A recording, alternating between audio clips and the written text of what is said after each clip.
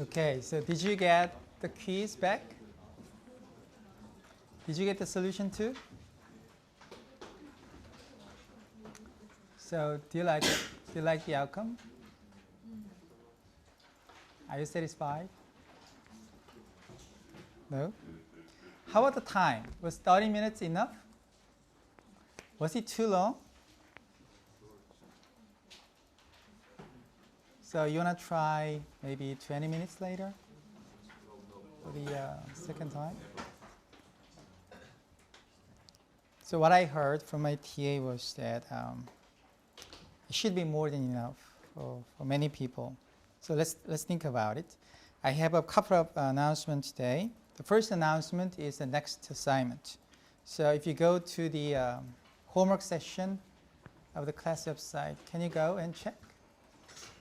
There is a homework number 4.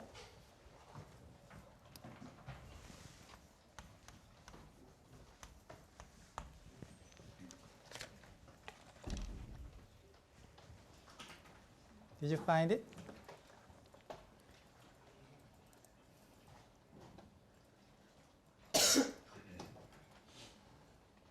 So it is a R homework.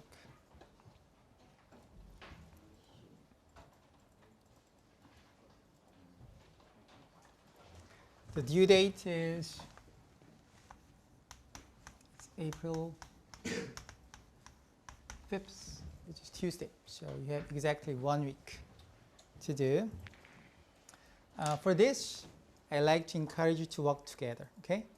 So find your friends, make some friends, work together, but be sure that write down your own answer.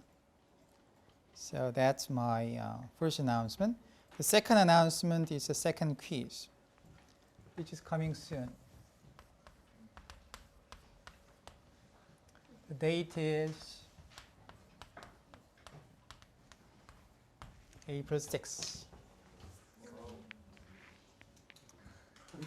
So you have more than a week. So how to prepare?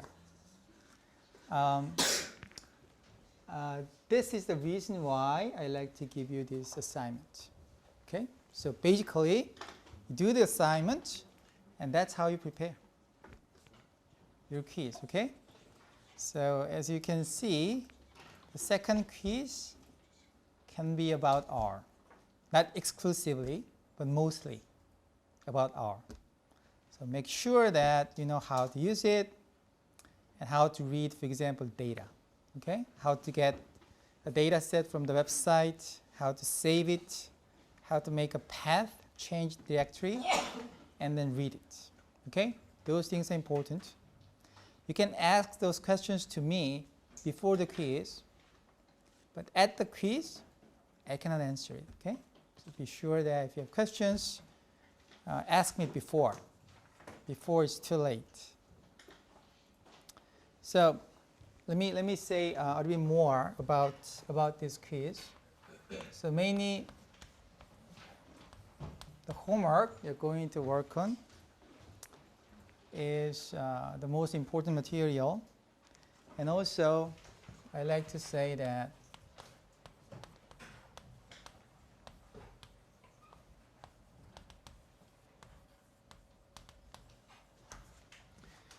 you have examples, right? Examples and exercises in these 2 reading guides. Please do that, repeat them.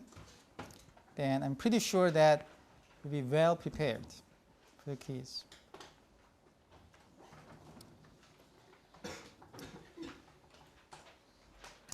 I can guess that some of you may think that it's too much, right? You have too many quizzes, but it's really a good thing.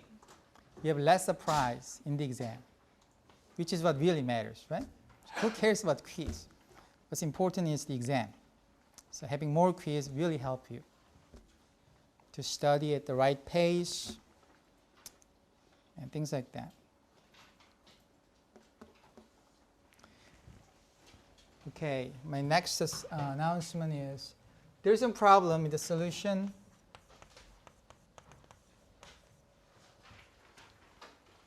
of the last homework. Exercise 2.22. part A and B. So my answer is wrong. Did you know that? I gave you a wrong answer. So I hope that I found it out before. So I corrected it. So how do you find it? The correct answer is in the announcement. So take a look at this. So basically, I forgot to include this 2 times covariance, which should be there, right? So please change your solutions, change your note, things like that. I just made a mistake.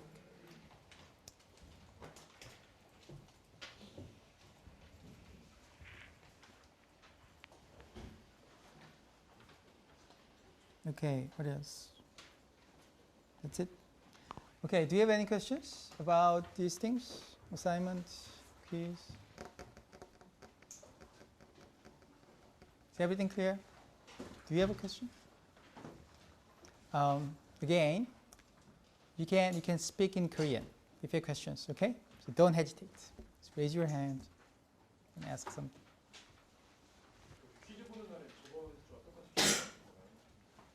Probably not. So the question was, is it going to be, is there going to be a lecture after quiz? So that was the question, okay? I think that this time, because of the time limitations, we have to have a lecture after quiz. So the thing is that we don't have really a lot of lectures left before the exam, right? So I like to have more, not less. Anything else?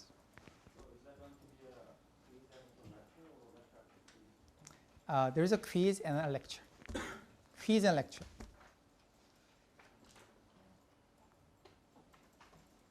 Anything else? No? Okay, so the plan is to finish day 6. So we are kind of a little bit behind.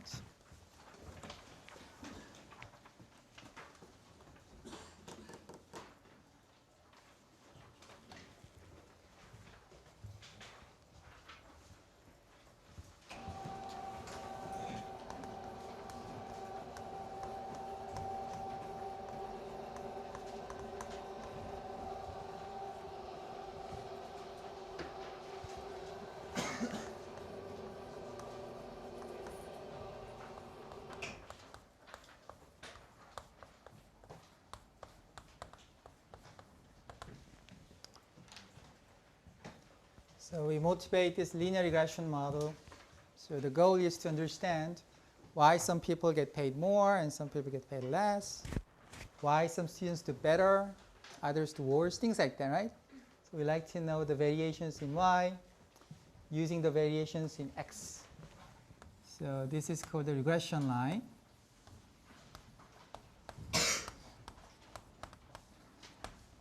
And this is how we predict. So prediction is possible because we know x and we assume this regression line. And this is the error. The problem was the regression line can be amazing, but we do not know what is the intercept and what is the slope.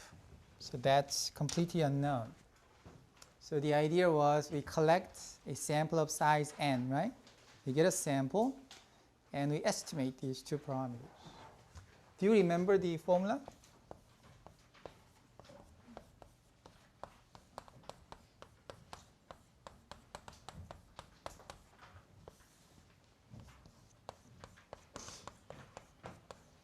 So that's how you estimate the slope.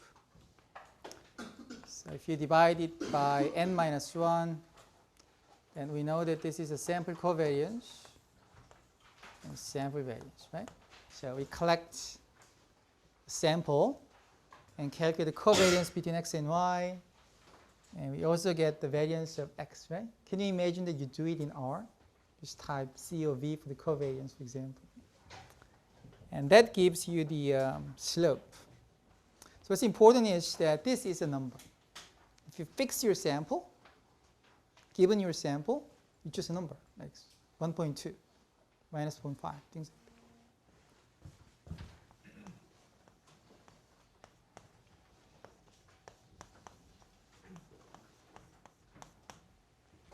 And this is how you estimate the intercept.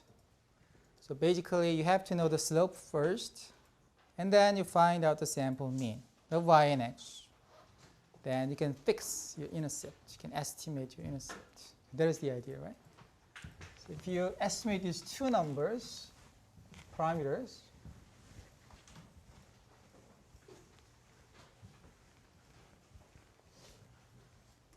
you can estimate this regression line, right?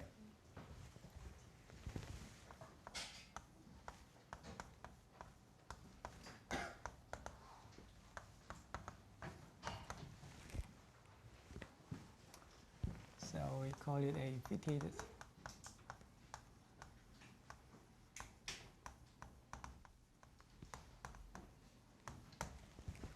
And this is how you make a prediction. So the idea is that if you know the class size of a class, then you can predict the test score, right? Based on the class size. Now let me just draw it. And suppose that this is y hat.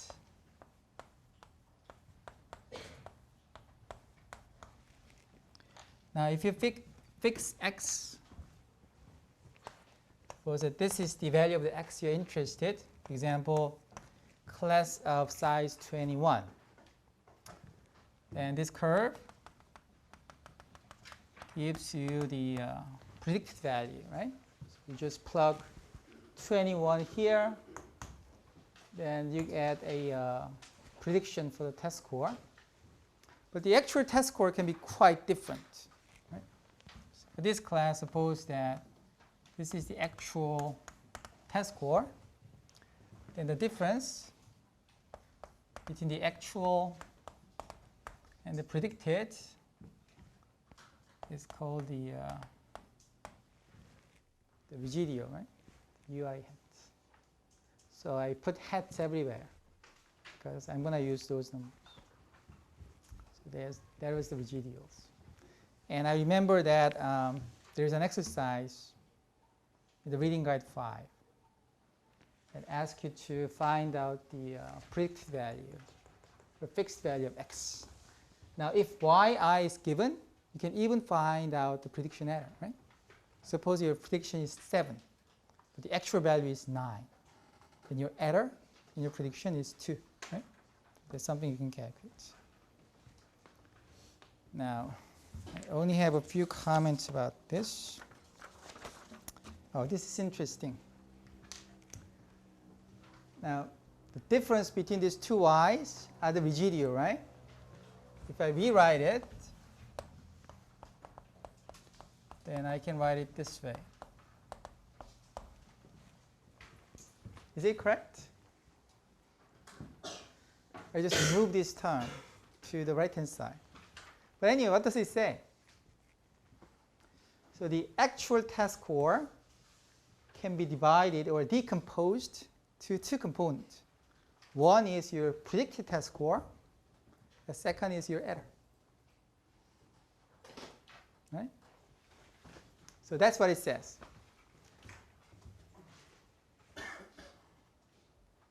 Which is kind of important later. So the actual value of y can be decomposed into two. So remember that. Second one. Now, what is the relationship between the residual u hat and the actual error? How are they related?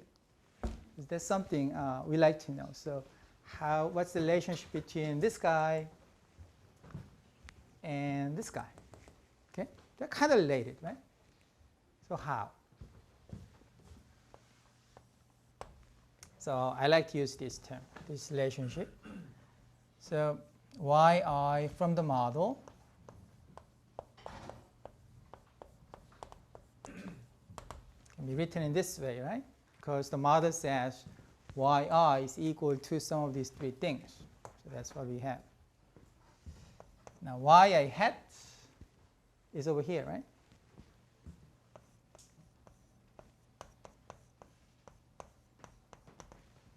So that's why I hat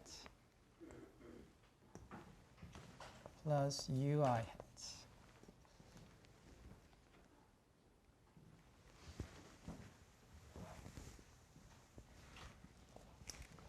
So we have an equality here. So let's move these two terms to the left-hand side, okay? And let me rewrite the whole thing.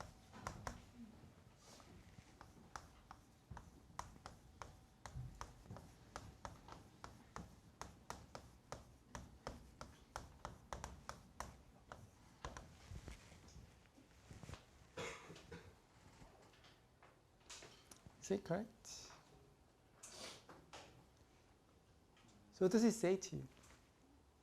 So what's the relationship between the residual U hat and the error, the U? How are they different? So the difference is this term, right?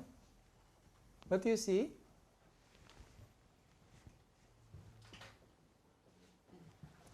So this is the unknown intercept, right? Maybe there, but nobody knows its value. It's kind of mystery. This is our guess, our best guess, given our sample. So what's the difference between them?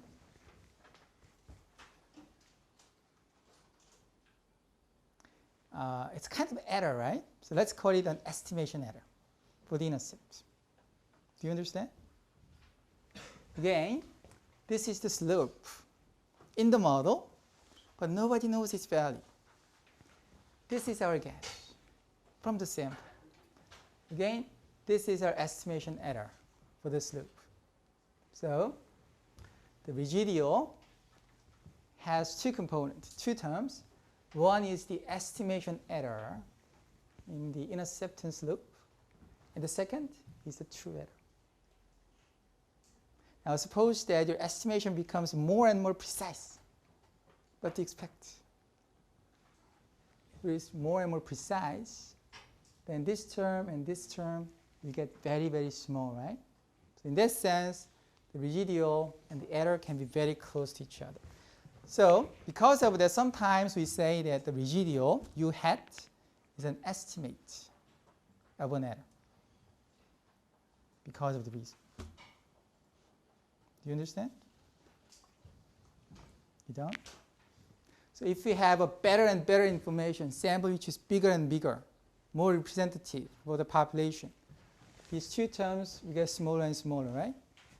Then UI hat will become very close to UI. So in that sense, it's an estimate because we know the value, right? For each I, you can find out the prediction error, right? So in that sense, this can be viewed as an estimate of this. Anyway, so that's the last point. Now we are in day 6 reading guide. Do you have a copy of this? Did you make a copy? Okay, so the topic is measures of fit.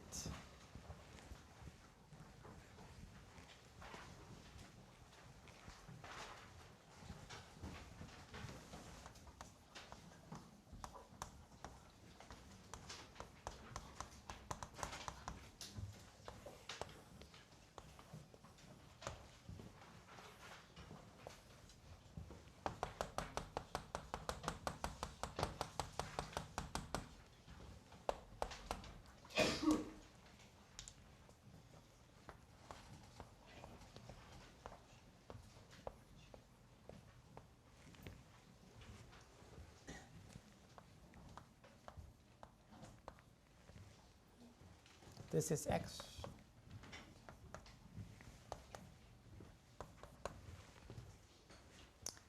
So whenever you have a data set X and Y, you can always find a linear line. That's for sure. Just calculate the variance and covariance, and that's it. This is the slope. And you can estimate the intercept. But the quality of the regression can be very different, right? So regression is very useful here, but it doesn't say much in here, right? In other words, it has a good fit. The line fit the data, the variation in the data very well. It has a good fit, right? It has a very poor fit. The data is just everywhere. You can draw a line, but it doesn't say much about the variations, right? So in that sense, we need a number, a measure for those fits. So which is a good fit and which is a bad fit. Do you understand? So we have two such measures. One is R squared.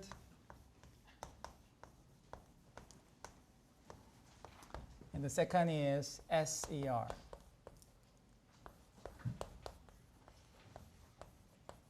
Standard error of regression.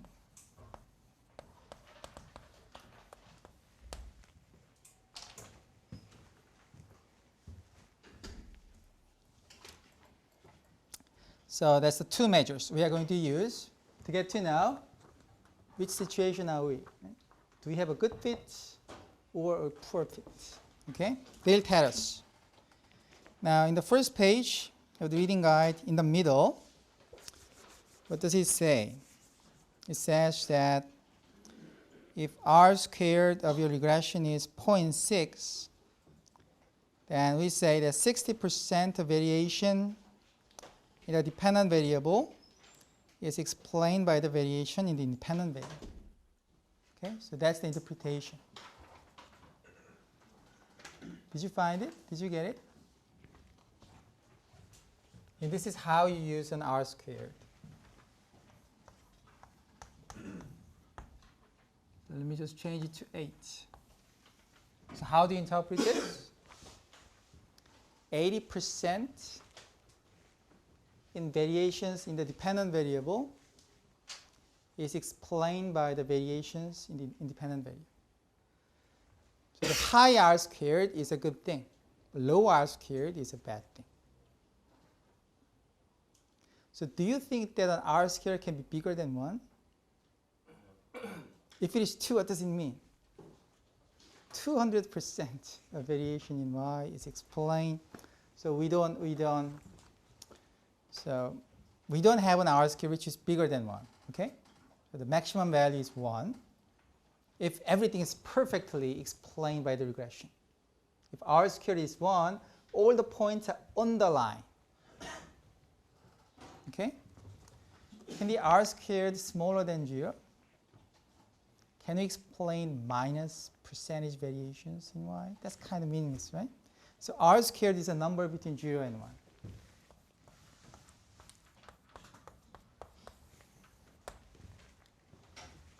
The higher, the better.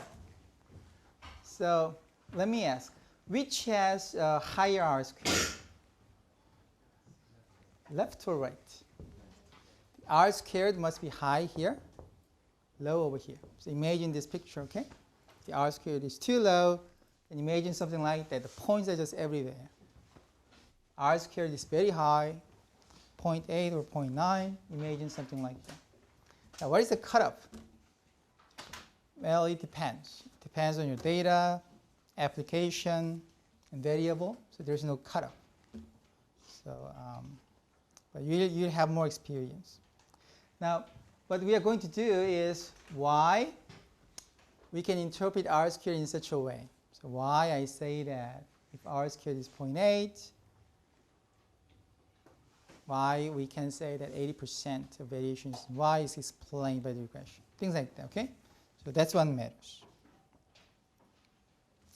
Now the second one is the SER. So what does it say? It's in the second page.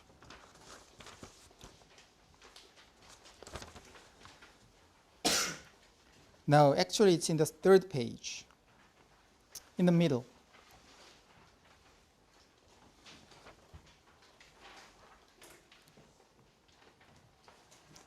Now it says, in the California school example, if somebody says that for some school districts, my predicted value is 720.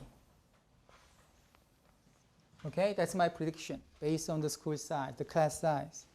But by the way, the SER of this regression is 20. Suppose that this is the information given to you, and this is how you interpret, how you use. So 720 is your prediction, point prediction, based on the class size, your independent variable. But it cannot be exact, right? There's always an error. And the average size of the error is 20. So roughly, you can be wrong by 20, plus or minus. Okay? Or roughly, you can imagine that the interval or the bound of a prediction is 720 plus minus 20.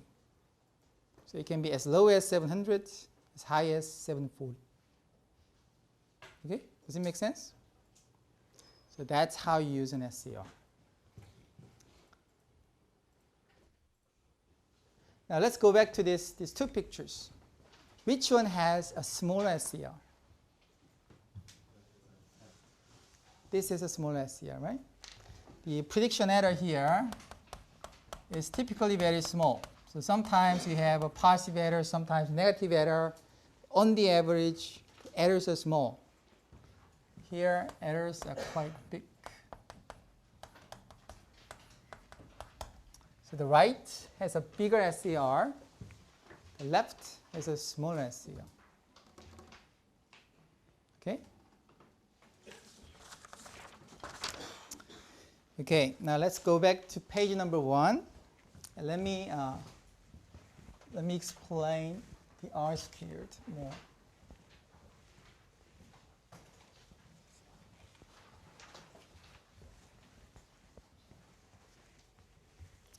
So there are 3 terms.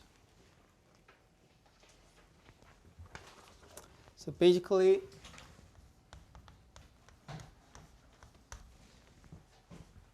so when you have your actual value and the sample mean of the test score, you can decompose it into 2.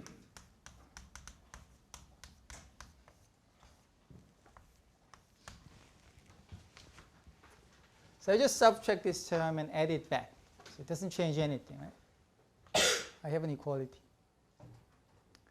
And the interpretation of these 2 terms. Let me just write it. So the left-hand side, yi minus y bar, says, measures the size of prediction error without regression. So this is the prediction error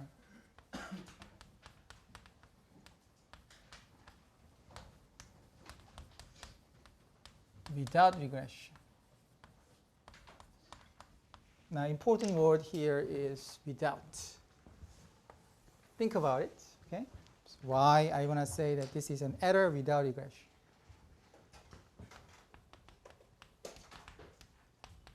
This is a prediction error with regression.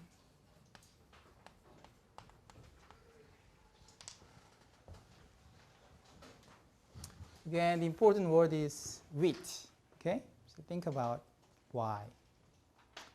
We like to say that this is an error with regression. Finally, the last term.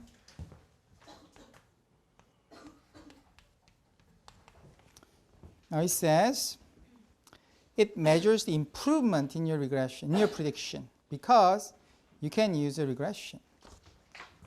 This is an improvement.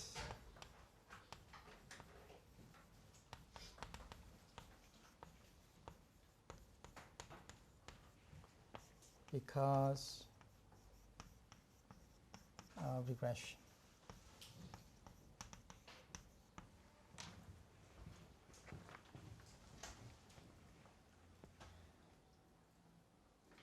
Now why? So out of 3 terms, I think that this is the easiest one to explain. So do you understand that we want to call it a prediction error with regression? It's very obvious, right? That's the residual, UI hat. So just by definition, this is the prediction error when you run a regression, okay? Now what about this? yi minus the sample mean of y. So y, I want to say that that's a prediction error without running any regression.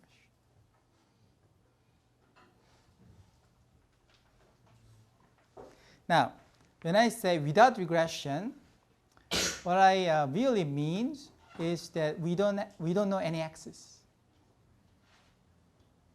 So we don't have any class size information. So you open your data set, open the Excel file. The only thing you have is bunch of test score. So you have y's as information, but there's no x. So that's the situation you're talking about. Errors without regression is something like that. Can you make a prediction when everything you know is just about the dependent variable? Now suppose that I like to predict the test score or the GPA of my students in here, but suppose that I don't know anything about you. Can I make a prediction? So what kind of prediction I can make? So what's the best prediction for me? So can I say that her GPA will be higher than his if I don't know anything? I don't even know the gender. I kind of violate that already, but suppose that, I just know nothing about my students. The only thing I know is just numbers. Student number 1, 2, 3 to 51. Okay? Can I differentiate my prediction for students? Can I say that my students 1 will have a higher GPA than 2? I cannot, right? There's no information given, right? The only thing I can do is to make just one prediction and apply it to everybody, right? So in that sense, the sample mean is the best prediction. Why best? Well, it is something you learned in statistics. And minimize some errors. So in that sense, it's best prediction. But for that sense, we can say that this is a prediction without regression. So you don't know any x's. There's no information about you. Well, I can still say that this is the central tendency of my class. So this is my prediction for everybody. Okay? Then, I can still make a prediction error. I can calculate the prediction error. Does it make sense? So do you agree that this is a prediction error without regression? Does it make sense? Okay. So here, there's no x. Now I have x's. Okay, I know more about you, which means that I can run a regression. Do you think that that will improve the prediction error overall, on average? It must help, right? If I know about you, on the average, I can make a better prediction, right? Individualized, for each individual, I can do worse sometimes. But on average, I should do better, right? Because I know something more. So that's the improvement. That's the last part. Okay.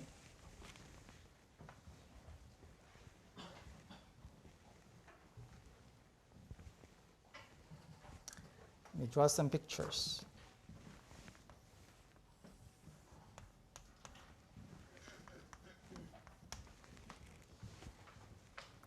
Now suppose that, let me just say it again, same thing.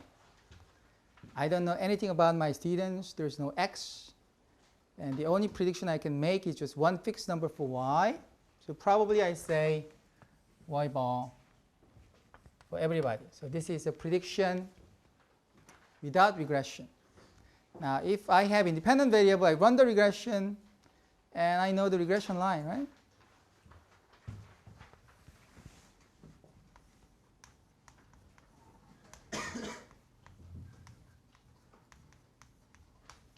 This is a regression line. Then prediction along the line is a prediction with regression. Now think about some people whose independent variable is here. So I know the previous GPA or something like that.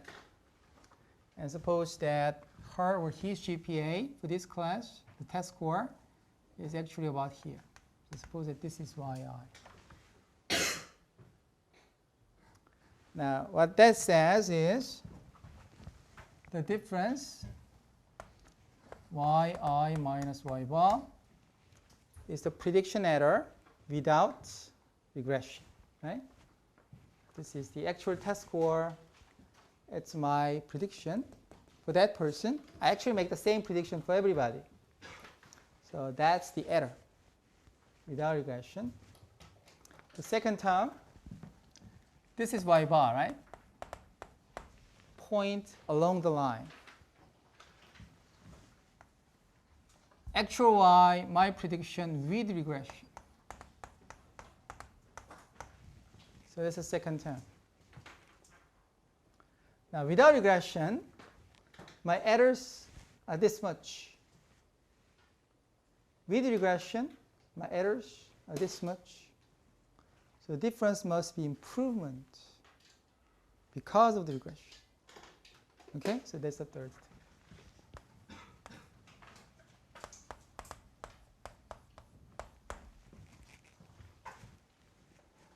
Is it better?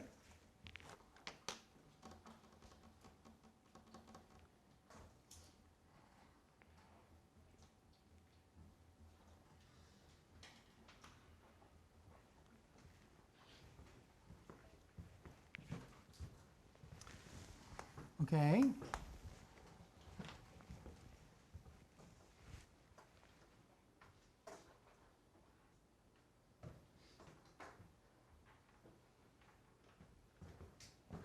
So from here, because prediction errors are plus and minus, and on average they just disappear, right?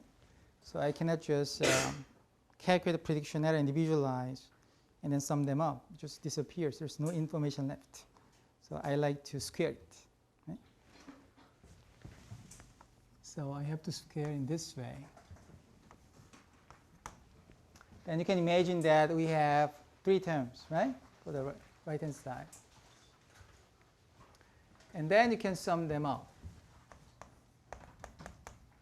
and calculate some kind of the squared prediction error for everybody. If you do that, amazingly, you have a very simple representation.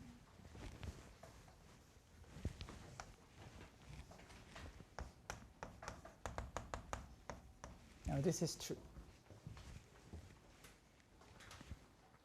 Not for one individual. For a fixed I, there's a missing term, right? 2 times, that 2 times covariance term is missing, right? But if you sum them up, that term just disappears. It becomes 0. Let's think about that.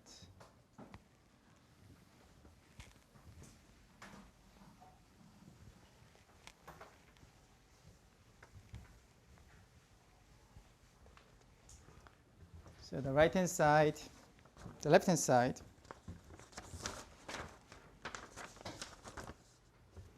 is called the TSS. It means total sum of squares.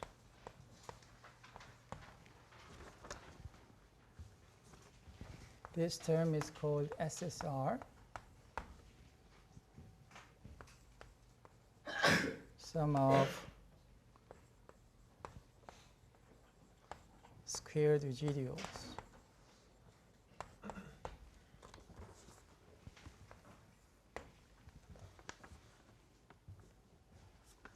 This is ESS. Explained sum of squares.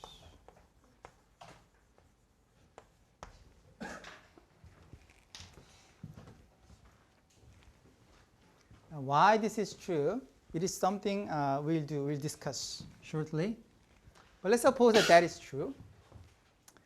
Then by squaring them and summing them up, we can define these 3 terms. So TSS, total sum of squares, means the sum of prediction errors without regression, squared. And sum of squared residual, why? Because this is a sum of UI hat squared, right? That's a sum of squared residual. Yi minus yi hat is the ui hat, the residual, right? So that's that. Why this is explains the most squared? It's because this is the improvement in your prediction. Because you can run a regression. Okay? So when we define these three terms, then we are ready to define the R squared. So the R squared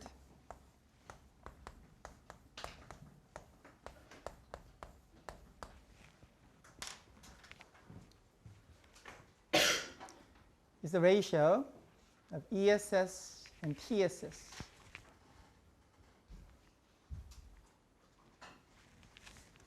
What does it mean? So let me give you some number. Suppose that this is 100 and this is 65.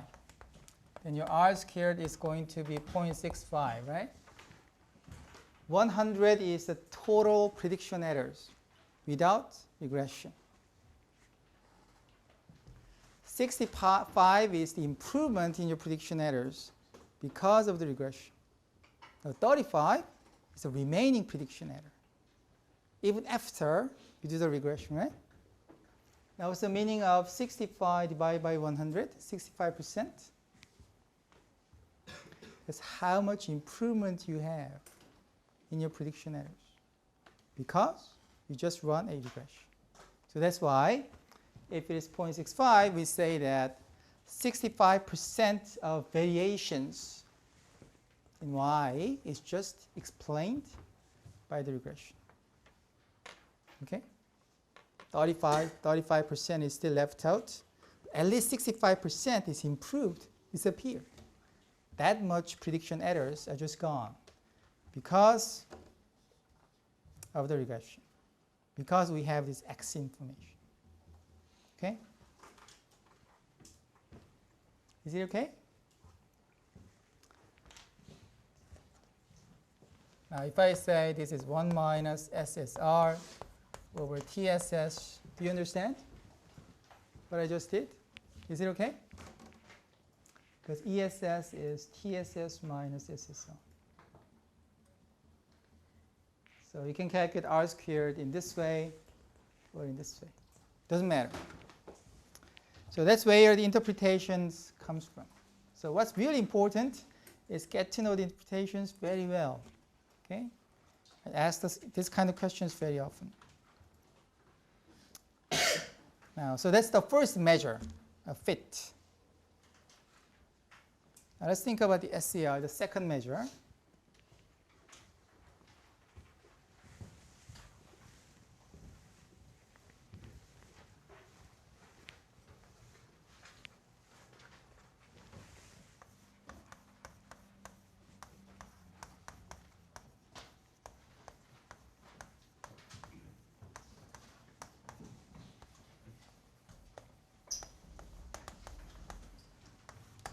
So this is the story.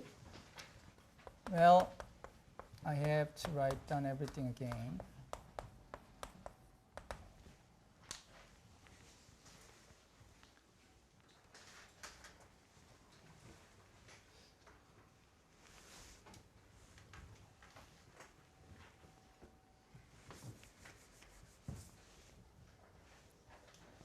For the dependent variable, like people's wages or test score, things like that, we can predict this much, right? Because we know X, and you can estimate these two numbers, and this is how much we know.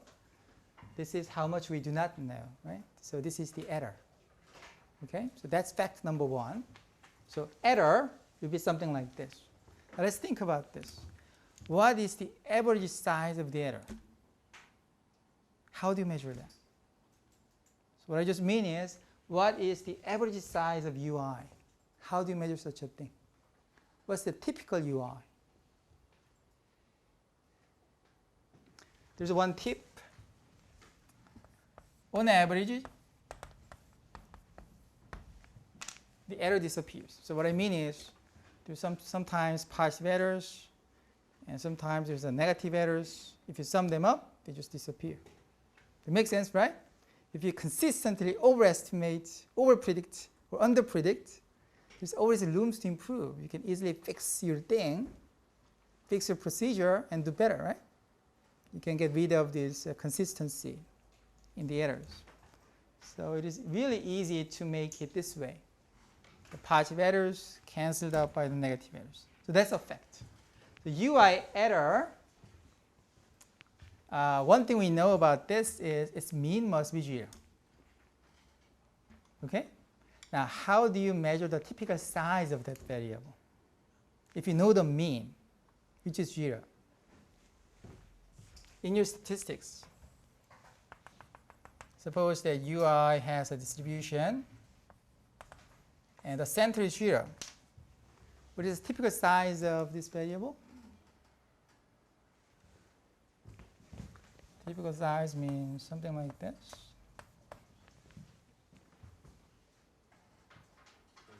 It's a standard deviation, right? Standard deviation. So SCR is just a standard deviation of the error term. That's what it is.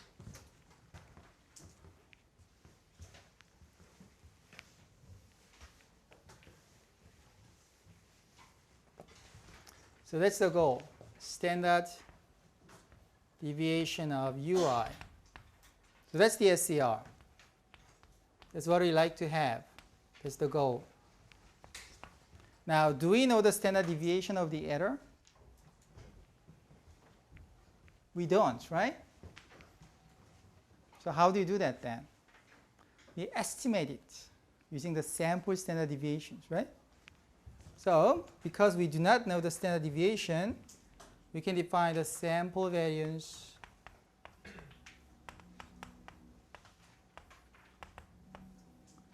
and we take the square root.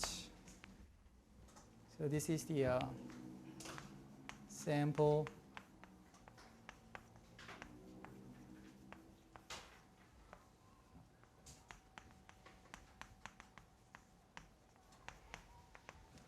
standard deviation of UI. Is that the SCR? Not yet. There's one problem. UI is unknown. UI head is known, but UI is not, right? So at this point, we know Y and we know X. But these two values are unknown, right? There's no way we can find out the exact value of UI. What we can find out is the residual UI head, which is hopefully close to UI, right? So the problem is this is not calculable. So instead, this is only close to. The compromise is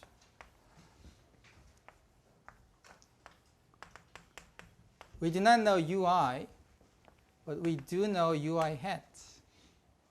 There's some reason to believe that they are close enough, right? If the estimation error is small. So this is something we can calculate. But in statistics, there's always this annoying thing about the degrees of freedom correction. Now, everything in here is calculable. Sample size, known. UI hat, you can calculate. So if you sum them up, what do you have? We already have it over here, right?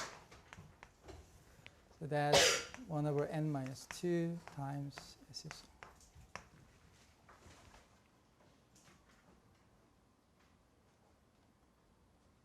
Okay, so that's SCR. So basically, the idea is we like to measure the size of the error, and this is the measure we use because it's feasible. Hopefully, it's close to what we really like to measure, the standard deviation of the error.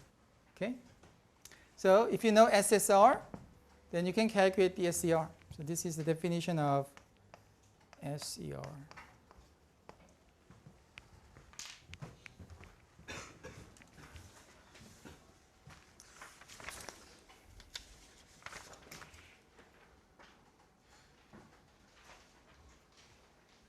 Now, I know this is very confusing, so I have an exercise for you.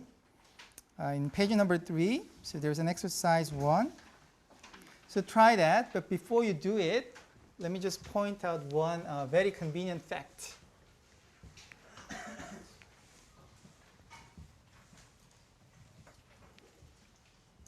This R squared in the simple regression measures the strength relationship between X and Y, right?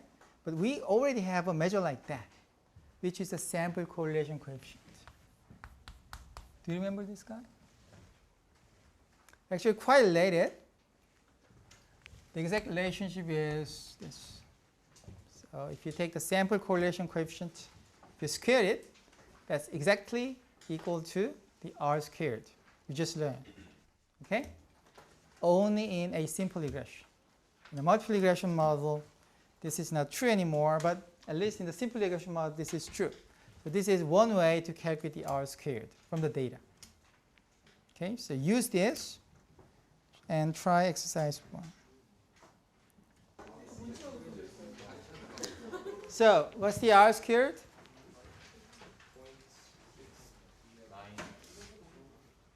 0.69. Did you have 0.69? Now what is SCR?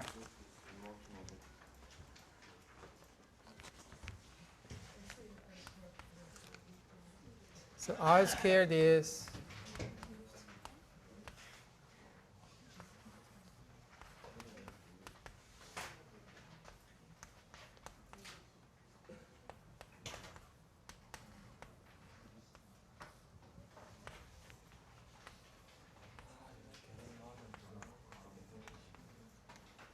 that's how you get an R squared, right? So calculate the SCR.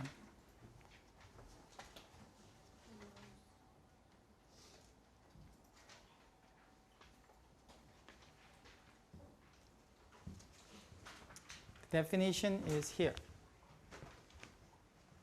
You know the sample size, so if you find out SSR, you're done.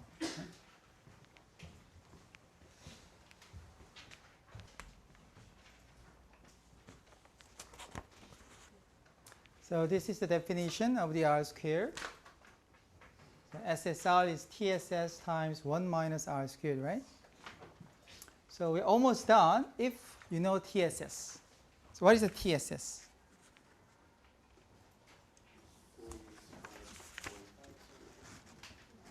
$45.64.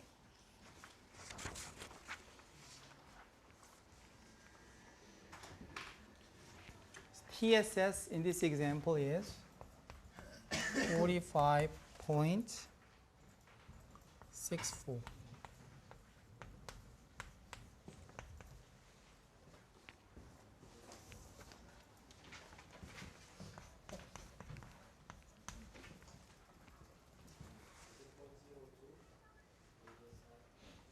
Yes, this is 1 minus R squared, right? 1 minus 0.65.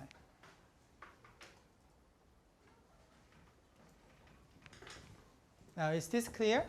Do you agree that TSS is equal to 45.64? Why? It's a definition of TSS. So this is given the question, right? Is it clear? Do you have a question?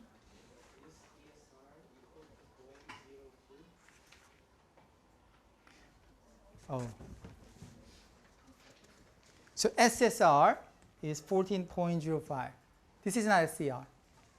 Yes. So what is SCR? So SCR is square root of, what's the sample size in the example? 20.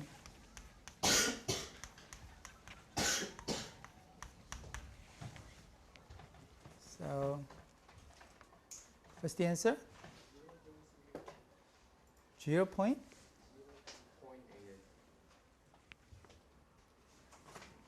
What do you have? Can you calculate this?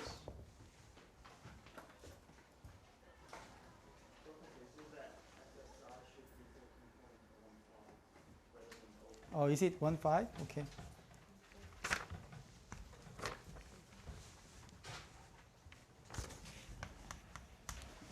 Now what's the SCR then? 0.89, something like that. Is it close enough? So that's how you do it.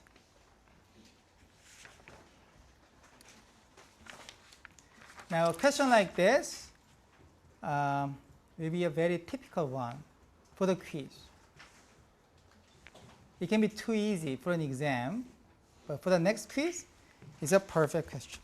Okay? So be prepared. Now, we have like 5 to 10 minutes. What I want to do is to show that this is actually true. So why we claim that TSS is equal to SSR plus ESS.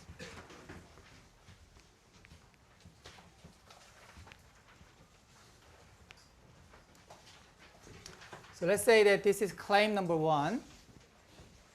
My argument is this is equivalent to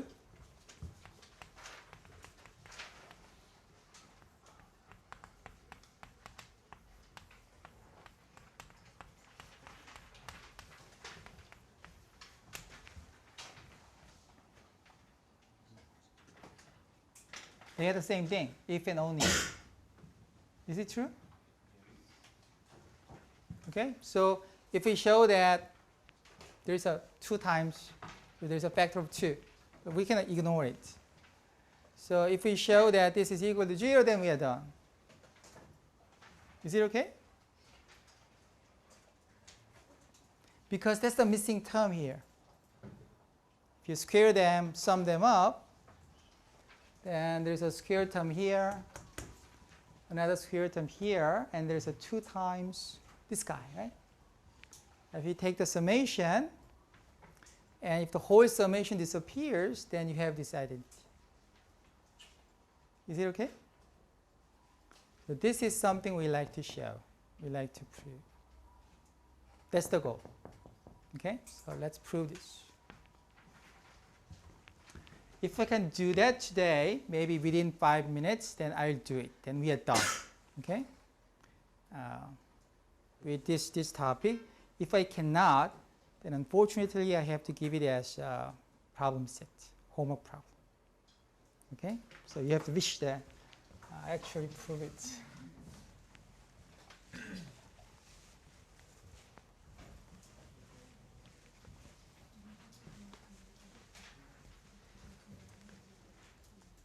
So what's the claim? By the way, everything is in the last page of the lecture notes. Example 2 says, if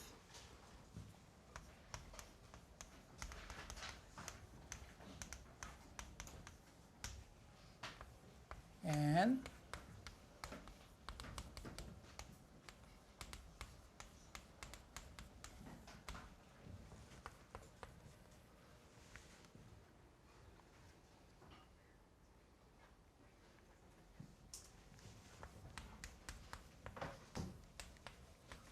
that's what example 2 says. So let's just call it star. So what it says is, if sum of residual ui hat is equal to 0, if sum of ui hat times xi is again equal to 0, then that term, the missing term, must disappear. So why? So this is the argument. Let's think about this star. Now, what is the first term? yi minus yi hat.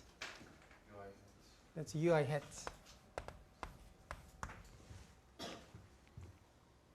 Now, yi hat is, right? So that's the definition. Now, for the y bar, we actually know something very interesting. So we know that beta null hat is y bar minus beta 1 hat x bar, right? So if I move terms around, y bar is beta null hat plus beta 1 hat x bar, right? So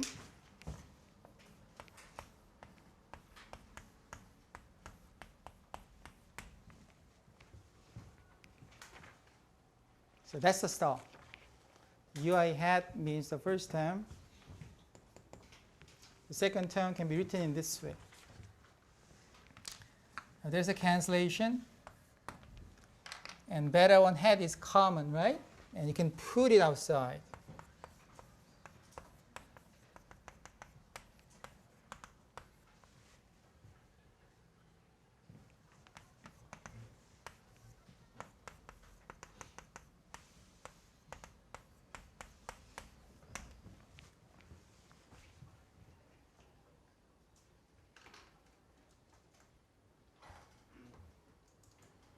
Is it okay? I multiply ui hat and xi, and there's a ui hat and x bar. Beta 1 hats are common to everything, right? So you just put it outside.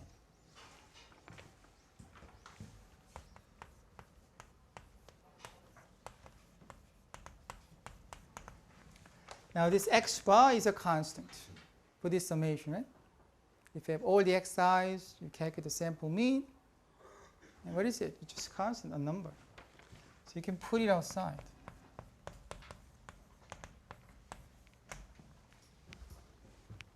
Now let's think about this condition. It says if this summation is 0, so this disappears. And if this is 0, then the star disappears, right? So that's the claim. Star disappears.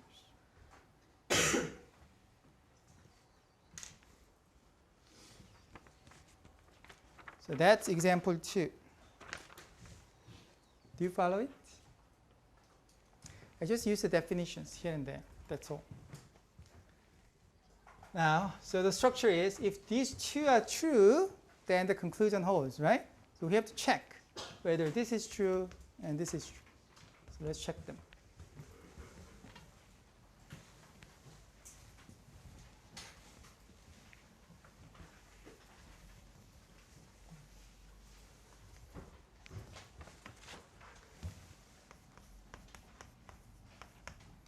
So the example 3 says actually ui hat, if you sum them up, is exactly equal to 0.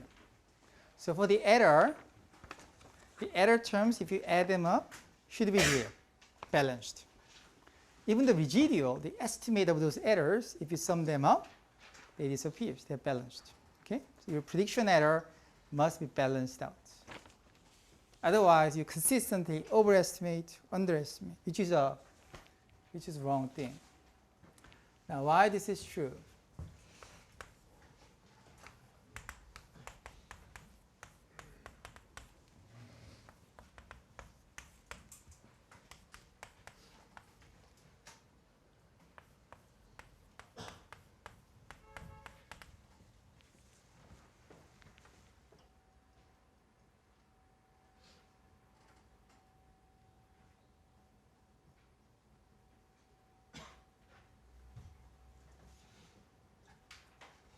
Wait a minute, is it correct?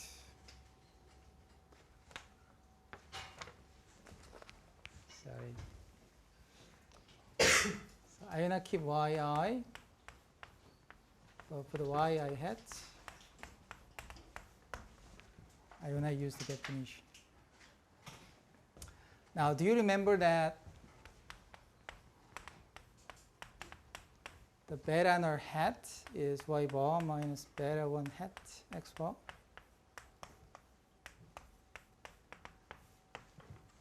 Right? So I can just put terms together, this and this, and I like to put these two terms together.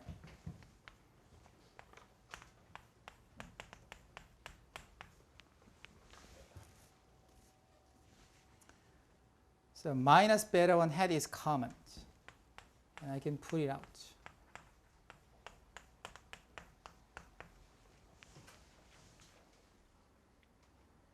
So what's the claim here? This is 0,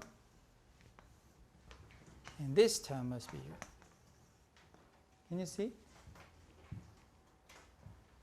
Do you see the sum of xi minus xy is equal to 0? It is because this is sum of xi minus sum of x bar, And that's sum of xi minus x bar is a constant, right? And x bar. It's sum of xi minus n times definition of sample mean.